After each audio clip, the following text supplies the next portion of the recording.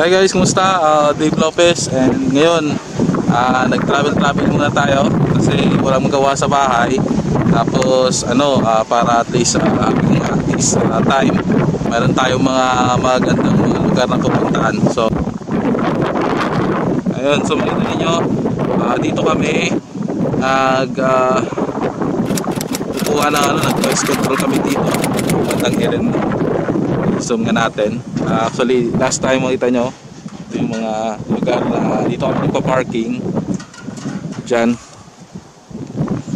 pa-parking. Tapos nalakarin namin pakapunta doon hanggang pakapunta kami doon.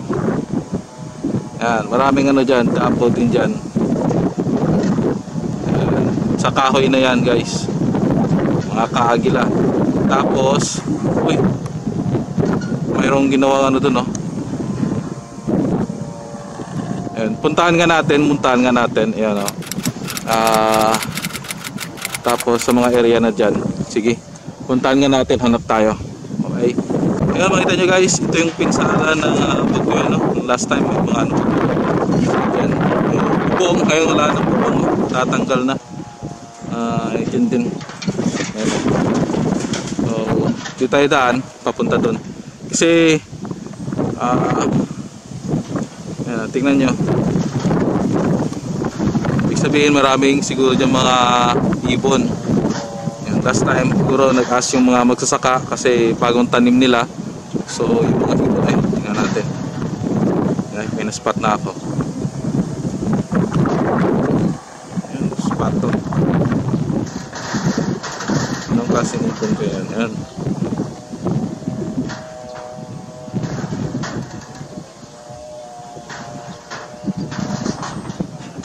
Dalawa sila. Pwede tayo doon. Dito tayo magmapagpong or magtago.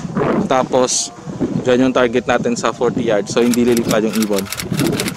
So nang lumapit ako 20 yards sa kanila, lumipad sila. Ito natin yung yung dumi ng ibon andyan. Tapos makita nyo maliliit pa yung mga halaman. So yun yung kinakain nila. Sa may mga nakakaalam kung anong klaseng ibon po yun, paki-comment lang sa comment section, nakalimutan ko. Pero kinukuha din yun pang food. Masarap yung lagyan ng saging, ubod ng saging.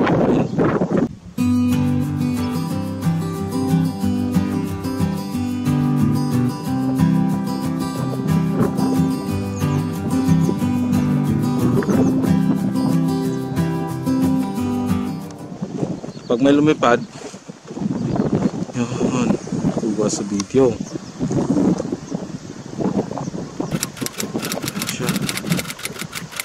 Okay, magtago tayo doon tapos mag-video tayo. Yan siya.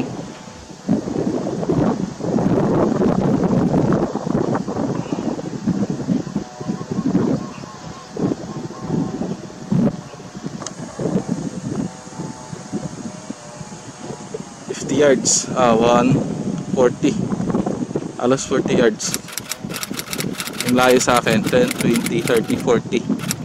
Kaya maganda pa mag zero tayo from 25 yards pataas. Ayun, hunters alam na,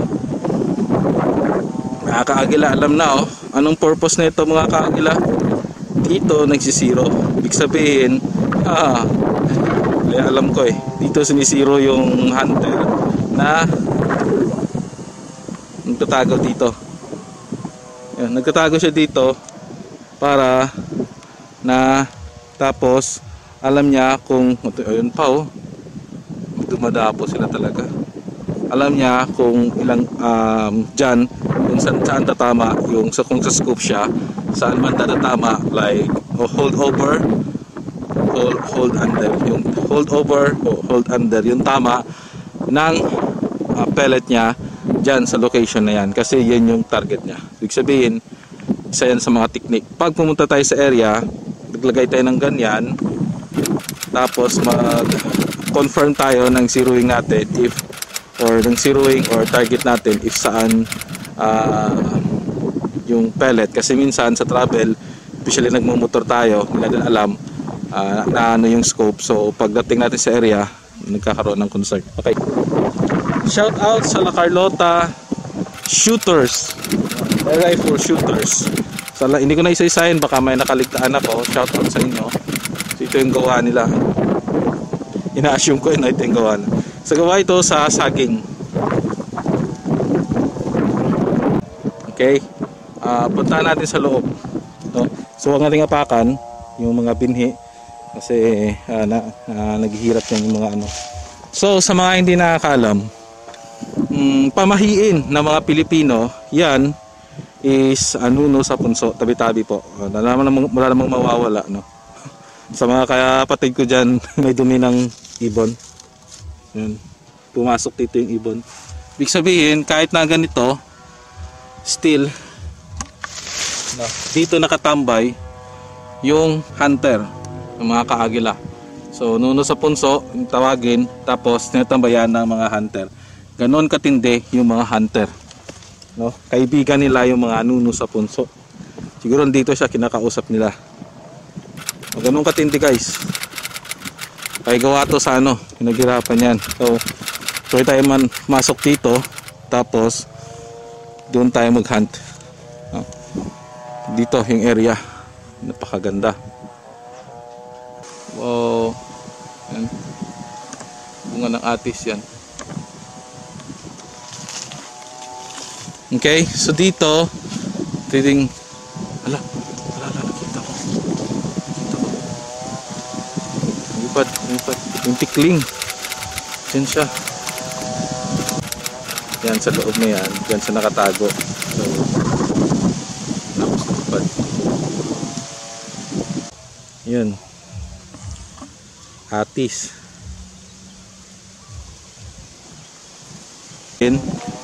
Pwede tayo dito maglagay ng ng pangtikling pantawag, kasi ginagawa din nila ito na bahay-bahayan. So siguro sayang maganda yung location dito. Pag dito ka nakatira, ibig sabihin maganda yung location. Siguro may bahay dito noon, may bahay dito. Tapos hindi lang na pagpatuloy, siguro umalis sila. Hindi ko alam kung anong reason, no? Sayang, tapos may magandang puno din dyan. Malaki yung bahay hanggang dyan. Basta maganda yung pagkakagawa. Tingnan natin.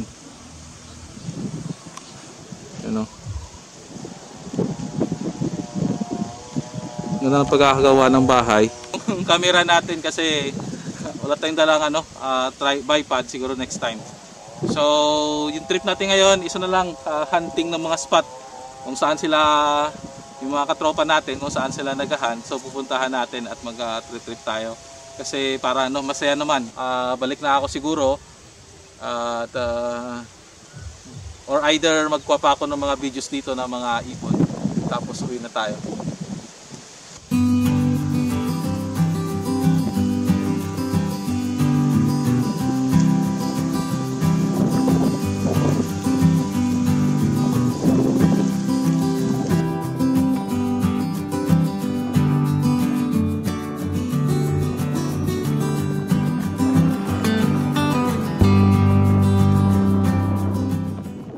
May mga kaagila dito din. Yan, tinatampayan din ng mga doon may tubig dyan. Hindi naman ito tayo mga puting ibon, pero sinabi na pa rin. Kasi sabi daw pag puti, wag barilin. Yun yung makakahakan ng mga hunters dito. Hindi naman lahat, pero some na iniwala. Napagpunti sila, yung mga tulabong. Pero sa ibang area, Ilocos, Pampanga, kinakain nila eh. Yan lang lugar oh. Ngayon guys, isa rin sa kagandahan dito kasi yung daan, inayos na nila. So soon, punta tayo doon sa pinakamalayo pa para na makita pa natin yung ibang area. Pero sumabi kasi nakasemento na yung daan.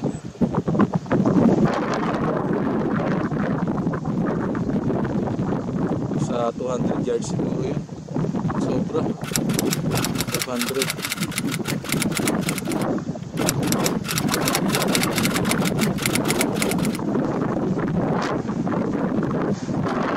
Sa tubig. Gustuhan ko yung mga bahay na ganyan guys oh. Tingnan nyo, sobrang daming kahoy, tapos simpleng pamumuhat. Kung bang matutulog ka buong araw, napakatahimik, simple lang, as far may bigas ka, tapos may pagkain. Yan, masaya na. Buhay probinsya talaga guys.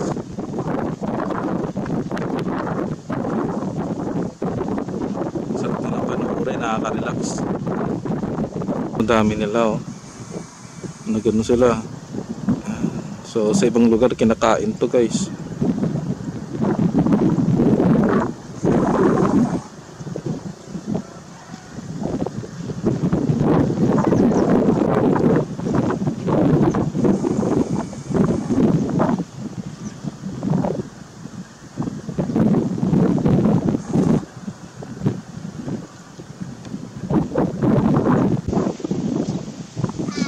Hello. Yung mga bata guys oh, bata pa nagtatrabaho na. So kinukuha nila yung ang mga ng mahogany. Ginagawa nilang imagine mo guys no, nagsismile pa yan habang bakit tayo. Sila.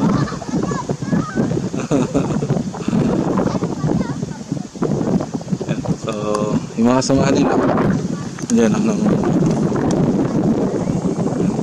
nangunguha sila na mga nauulog dyan, ginagawa nilang panggato. Nakatago. Okay lang sila. Ayan. Mga kalapati, videoan ko sana kaso lumipad. Ibig sabihin nun, nang lumipad sila dahil alam nila yung hundreds ko, alam nila yung wala na, layo na sila. Tingin ko sa atin.